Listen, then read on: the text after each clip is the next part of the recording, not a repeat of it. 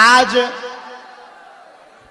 बहुत सौभाग्य है हम सबका इन नेत्रों से भगवती आद्य शक्ति कात्यायनी माता की छत्र छाया में अनेक महापुरुषों के दर्शन कर रहे। पूज्य बद्रीनाथ वाले महाराज जी, हनुमानगढ़ी वाले महंत पूज्य श्री राजूदास जी महाराज जी, गंगा सभा वाले पूज्य महाराज जी, गुजरात वाले पूज्य महाराज जी, पूज्य श्री मान मंदिर वाले पूज्य रमेश बाबा जी के कृपा भाज्य सुनील भैया जी, पनकी धाम वाले पूज्य महाराज जी, महामंडलेश्वर महाराज जी, पूज्य श्री अरुणपुरी महाराज जी, शनि धाम वाले पूज्य महाराज जी, हमारे बड़े ही आत्मीय पूज्य श्री लोकेश मुनि जी महाराज जी, पूरा संत समाज सिख परंपरा का प्रतिनिधित्व करने वाले आप एवं सुंदरकांड की परंपरा को संपूर्ण भारत में नवीन विधा के रूप में प्रस्तुत करने वाले, राग और अनुराग के साथ गाने वाले श्री रसराज जी, पूज्य भैया जी महाराज जी, ग्वालियर वाले पूज्य महाराज जी, परम पूज्य श्री गीता मनीषी जी महाराज जी और पूज्या दीदी मां हमारी बुआ जी और पूरे के पूरे बागेश्वर धाम के पागल। आज 7 तारीख है, 7 नवंबर वो तारीख है 1966 में। इसी 7 नवंबर को इसी दिल्ली में साधु संत बच्चों के ऊपर गोलियां चलाई गई थी और आज पूरा साधु समाज धर्म सम्राट स्वामी करपात्री जी महाराज के उस महान गौ आंदोलन को स्मरण करके एक साथ सनातन का 7 नवंबर 7 को यहां पर बैठा है। आज का ही वो दिन था जब धर्म विरोधी ताकतों ने, सत्ता पर बैठे हुए सत्ताधीशों ने निहत्थे संतों पर और हमारी सबकी प्राण, हम सबके प्राण गौ माता के ऊपर गोलियां चलाई थी। हम बदला तो नहीं ले सकते, लेकिन संत समाज आज 7 नवंबर को एक साथ बैठकर धर्म सम्राट स्वामी करपात्री जी के उस अभियान को स्मरण करके आज इसी दिल्ली में ये कह रहा है कि तुम कितना भी हमें मिटाओ, हम मिटेंगे नहीं, हम झुकेंगे नहीं, हम रुकेंगे नहीं। इसीलिए 7 नवंबर से ही सनातन हिंदू एकता पदयात्रा का दृढ़ संकल्प लिया। जितने भी बागेश्वर धाम के पागल पूरे मैदान में खड़े हैं, एक बात गांठ बांध लें, अपनी ये पदयात्रा राजनीतिक पदयात्रा नहीं, आध्यात्मिक पदयात्रा है। राजनीतिक होती तो हम वृंदावन से दिल्ली तक आते, आध्यात्मिक है इसलिए दिल्ली से वृंदावन जा रहे हैं। ये पूरी पदयात्रा कास्टवाद जो भारत में है, हम चाहते हैं जातियां तो रहें पर जातियों का अहंकार न रहे। और अब प्रण ठान लिया, सबने मन में मान लिया, साधु संतों का कमंडल और बागेश्वर धाम का मंडल 16 तारीख तक चलेगा। गांव गांव गली गली में शोर होगा, सनातन का जोर होगा, हिंदुओं की एकता होगी, धर्म विरोधी और देश को बिगाड़ने वालों की ठटरी बनेगी। 2-3 बातें हम बहुत विनम्रता पूर्वक आज कहना चाह रहे। ये पदयात्रा 80 करोड़ हिंदुओं की है। भारत में रहने वाले 150 करोड़ भारतीयों के हित के लिए 150 किलोमीटर की पदयात्रा है। इस देश में रहने वाला प्रत्येक प्रत्येक व्यक्ति सनातनी है, जो सनातनी नहीं है वो तनातनी है। इस भारत में जन्म लेने वाला व्यक्ति सनातनी है। और पूरे बागेश्वर धाम के पागलों से प्रार्थना है, तुम पूरे 10 दिन की पदयात्रा में हमने कोशिश पूरी की। पूज्य बद्रीनाथ वाले महाराज जी रात भर जागे, पूरा बागेश्वर मंडल रात भर जागा, पूरा सुंदरकांड मंडल रात भर जागा, पूरे संत समाज रात भर जागे। हम सबने कोशिश की कि तुम्हें व्यवस्था में कोई कमी ना हो, पर इन 10 दिनों में व्यवस्था नहीं, आस्था देखना। इन 10 दिनों में तुम व्यवस्था देखने मत चलना, सनातन का धर्म जो ध्वज देख करके चलना। धक्का लगेगा, थोड़ी दिक्कतें आएंगी, कई बार तुम्हें कंबल ना मिलेंगे, पर तुम डटना नहीं, तुम हटना नहीं, डटना, तुम उलझना नहीं, सुलझना, तुम चलते रहना। क्योंकि चलोगे नहीं तो हिंदू एक नहीं होगा, और हिंदू एक नहीं होगा तो भारत हिंदू राष्ट्र नहीं होगा। कौन कौन भारत को हिंदू राष्ट्र होते देखना चाहते हैं?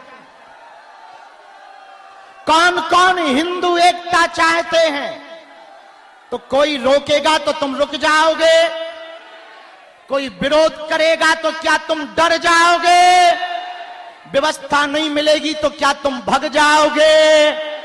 कौन कौन वृंदावन तक, बांके बिहारी तक चलना चाहता है?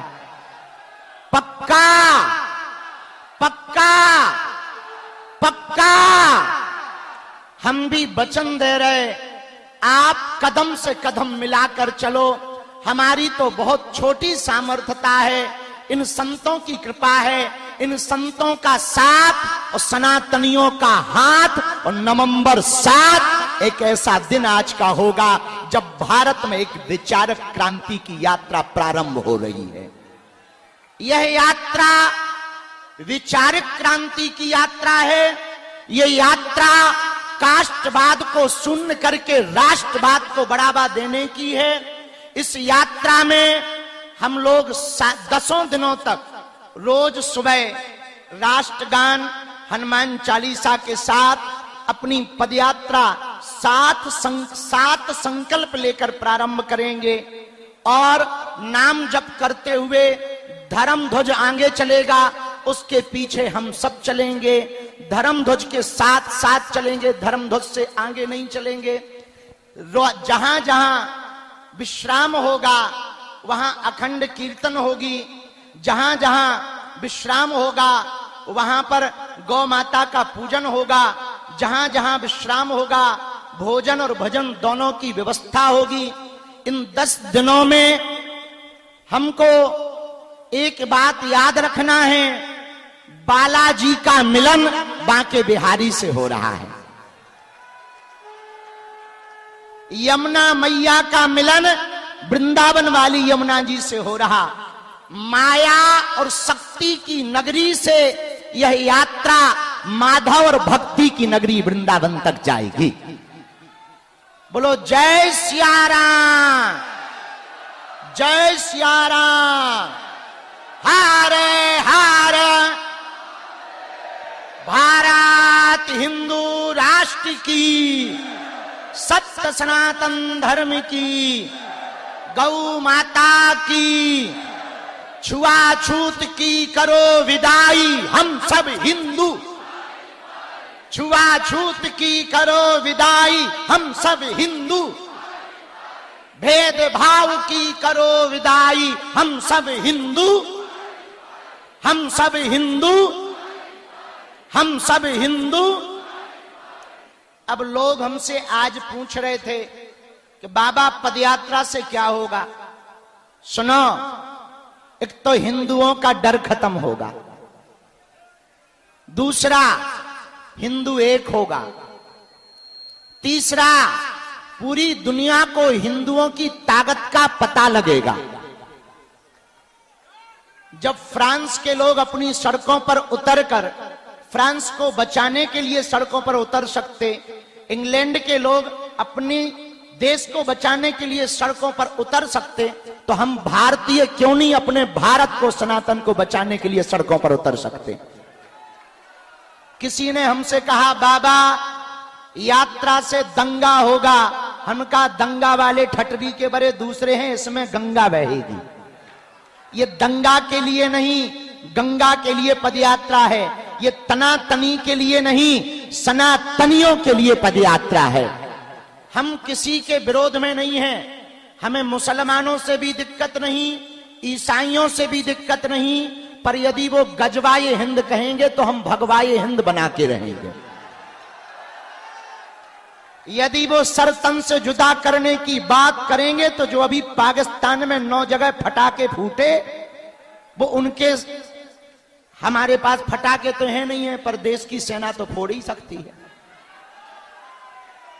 तीसरी बात और सुनो, 1947 में एक विशेष मजहब मुसलमानों के द्वारा मांग हुई कि हम भारत में नहीं रह सकते। अच्छी बात, उनके लिए अलग टुकड़ा बना दिया, नाम हुआ पाकिस्तान। पाकिस्तान ठीक हुआ, अच्छी बात है, बट ही गया। लेकिन अब जो शेष बचा भारत, उस भारत में जहां 80% हिंदू रहते हैं, वो तो हिंदू राष्ट्र हो जाए। जब पाकिस्तान इस्लामिक राष्ट्र हो सकता है, 65 से ज्यादा देश इस्लामिक देश हैं, 95 से ज्यादा देश ईसाइयों के देश हैं, एक देश यहूदियों का है, एक देश बौद्धों का है, तो पूरी दुनिया, Burma, Indonesia, Cambodia, Fiji, Mauritius, Bharat, Nepal, इन देशों में रहने वाले हिंदुओं के लिए एक देश होना चाहिए। आज नहीं कल होगा। किसी ने कहा बाबा हिंदू राष्ट्र की डेडलाइन क्या है? हम कहा जिस दिन तुम्हारे जैसे पढ़े लिखे नक्कटा हिंदू राष्ट्र की मांग करेंगे, उसी दिन भारत हिंदू राष्ट्र हो जाएगा। चौथी बात, बहुत विनम्रता पूर्वक सुनो, हम लोग ये पदयात्रा जो कर रहे हैं, लड़ाई के लिए नहीं, हम तलवारों की लड़ाई पर भरोसा नहीं करते, विचारों की लड़ाई पर भरोसा करते हैं। पूरी पदयात्रा में हम लोगों को किसी के खिलाफ नहीं बोलना, केवल हमें अपना घर संभालना। अपना घर है जो हम भेदभाव में फंसे, छुआछूत में फंसे, ऊंच नीच में फंसे, अंगड़ा पिछड़ा में फंसे, इनसे ऊपर उठकर 14वीं शताब्दी में रामानंदाचार्य भगवान ने जो कहा था, जात पात पूछे नहीं कोई, हरि को भजे सो हरि को होई। हम लोगों को इसी बात को पकड़कर चलना है।